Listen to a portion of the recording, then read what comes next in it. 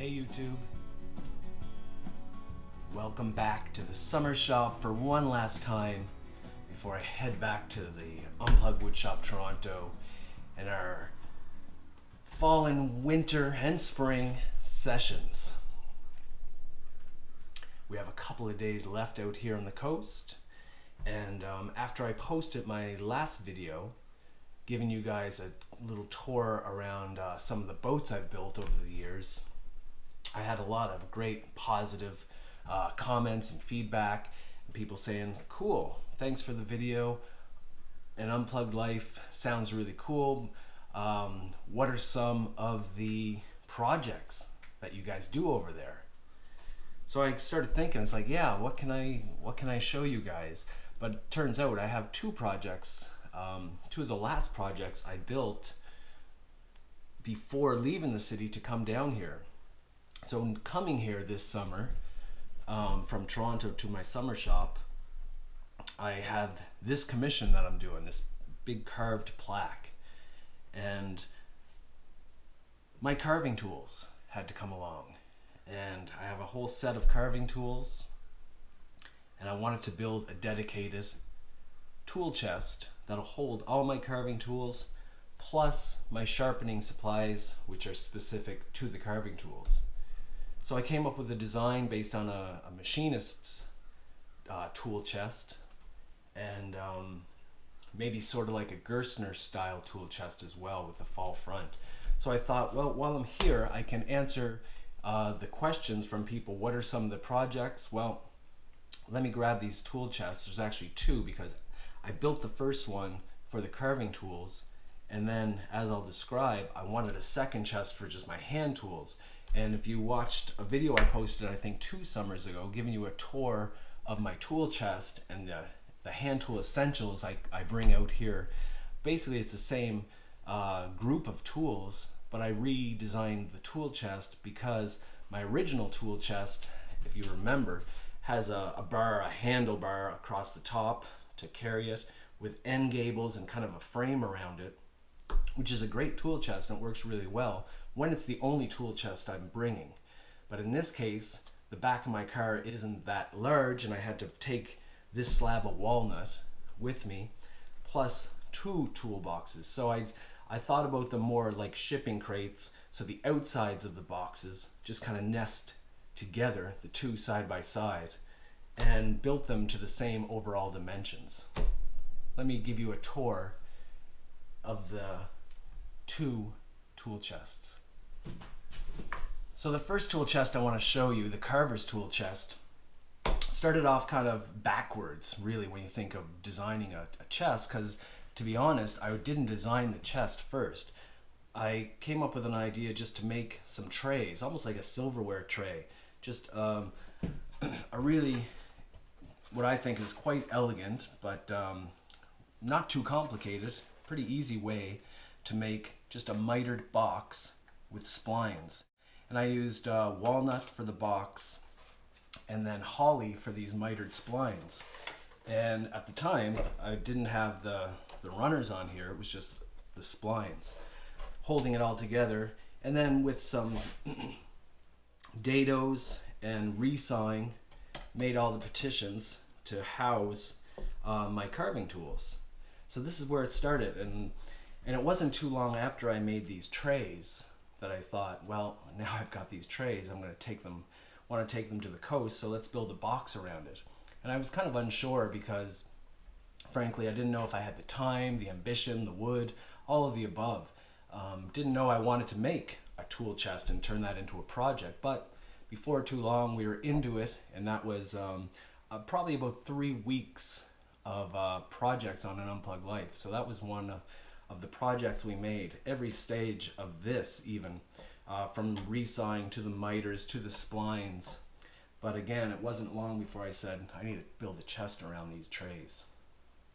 So I'm hoping you can see this. I know it's kind of, the lighting is pretty weird in here, especially today. Incidentally, it's a solar eclipse day, August 21st, 2017, Monday.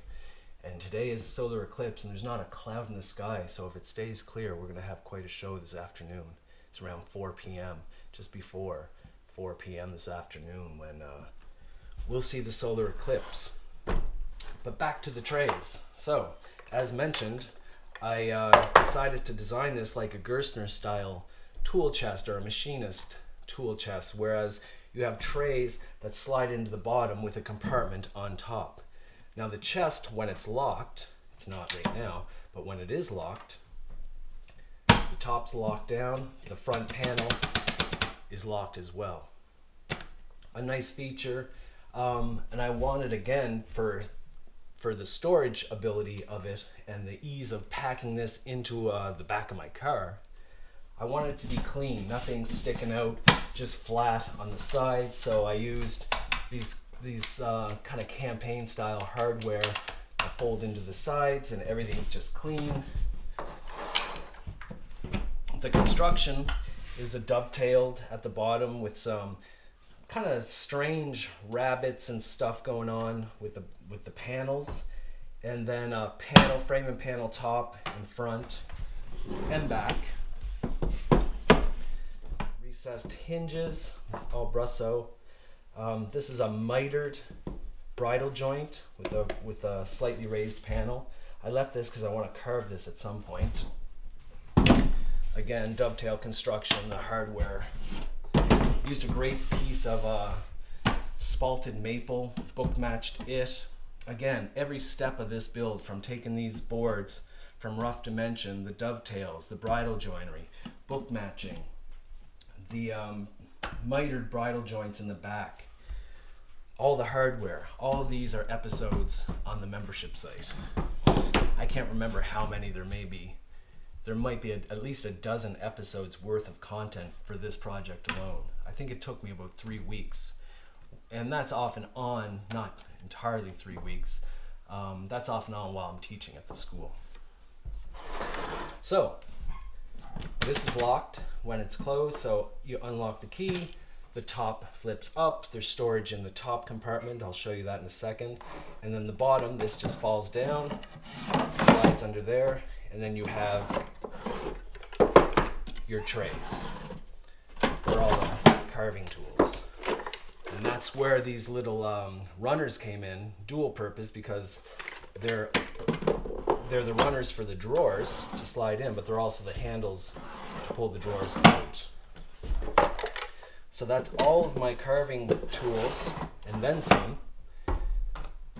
I was careful to use the same piece for the trays. I'm sure you can't see that in this light, but the front of all 3 drawers, the grain is the same. It runs through the front here. So that's kind of a nice detail. So right over here next to my carving, I tell my students this all the time, is having a dedicated sharpening area. So my carving is right here behind me. When my tools get dull, I can sharpen up. So what I brought with me is this fitted hook that houses all my strops and my sharpening stones, as well as another little fitted mitered box with splines to house all of my slipstones. And I just use this leather because the fit on the slipstones, once they're in, are hard to get out, so I have a little strip of leather that I can just pop them out with and then just put them back in, and the leather just sits in. And a little bit of lattice work inside, again mitered splines, continued grain around the box, all of the leather work, the inserts, all this is demonstrated in some episodes. So this is kind of all the gear I need in the top of this thing. I've got a diamond stone that slips in there, a rag goes in, some honing compound that can fit in, the slipstone box I mentioned, that just fits in there, perfect fit. My mallet, you can see this little tray here I wrapped in leather, and it's just got a radius, an inside radius. I did that with a large molding plane. So the mallet fits in one side, and a bottle of camellia oil fits in the other. And then last, The strops and slip stones are my oil stones, and my strops sits right in on top. That lifts out. The trays are in, all my carving tools are inside. Panel comes up, lid closes, locks, panel is locked. Everything's contained and can go back into the car for the trip back to the city.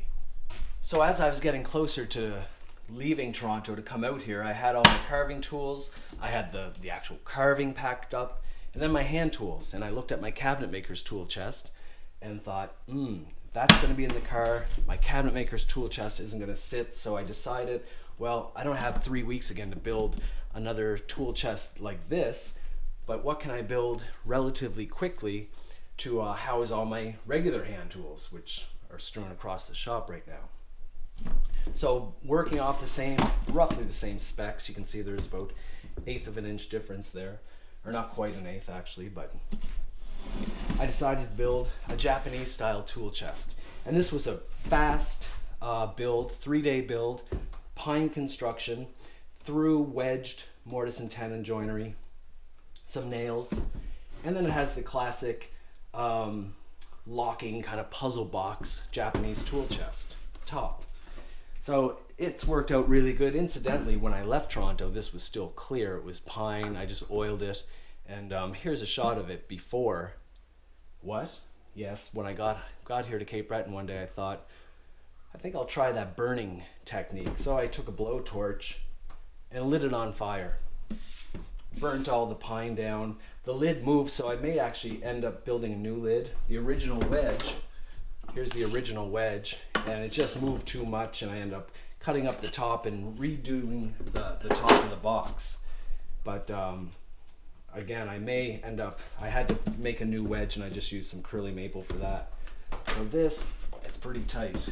Let me get a little mallet here. So that wedge, it's a dovetailed shaped wedge, slides in to lock the lid in place.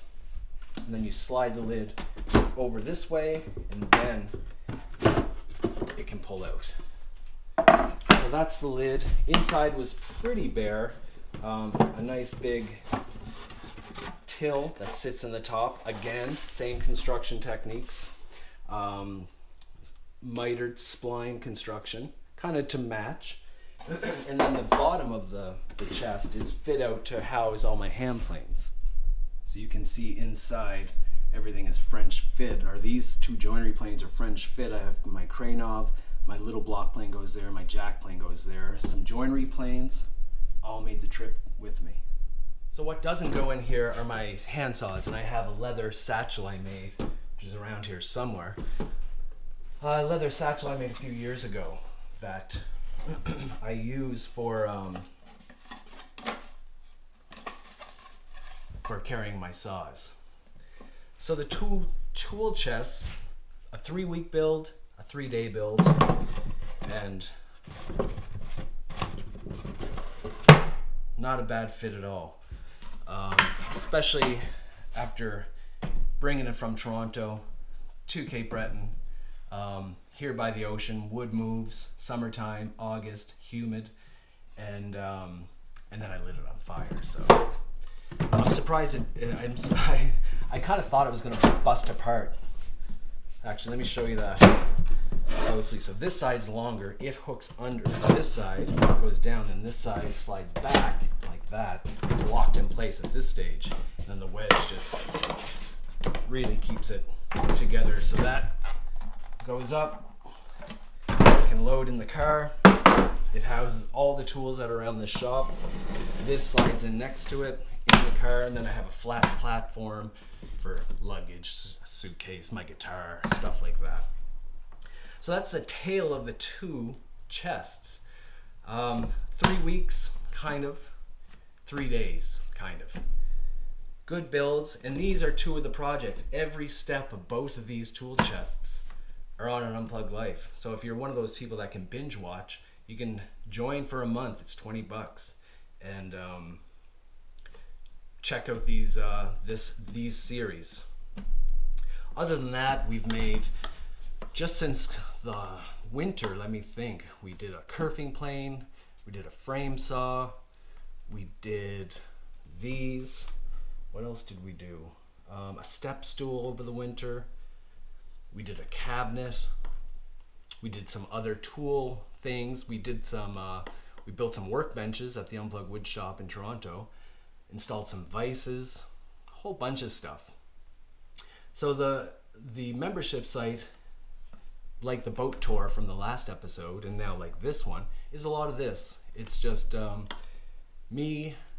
There's lots of techniques and there's lots of hands-on stuff as well. And I know some people commented on YouTube, it's like, oh, I want to see another build video.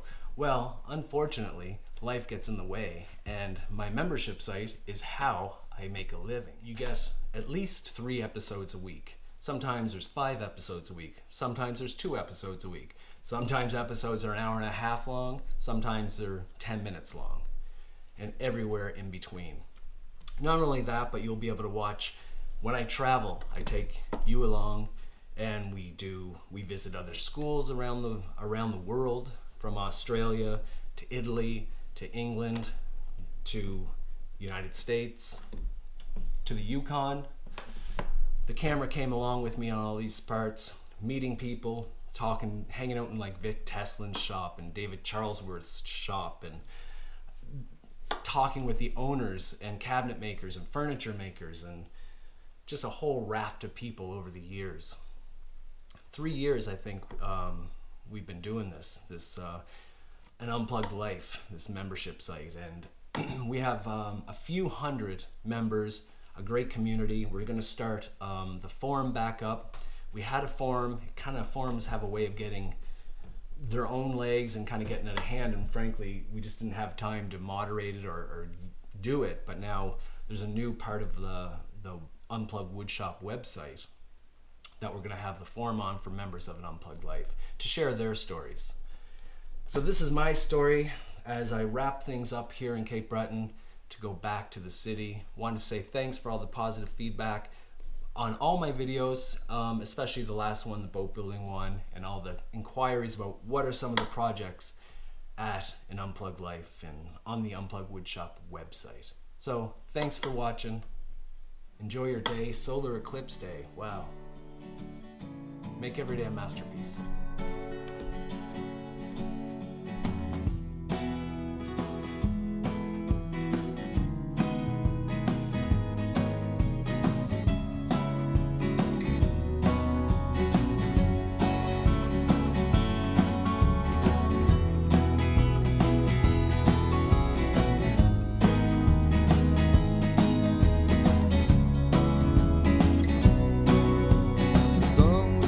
For tomorrow's waltz, the splinting seconds on the clock, the shepherds cry out for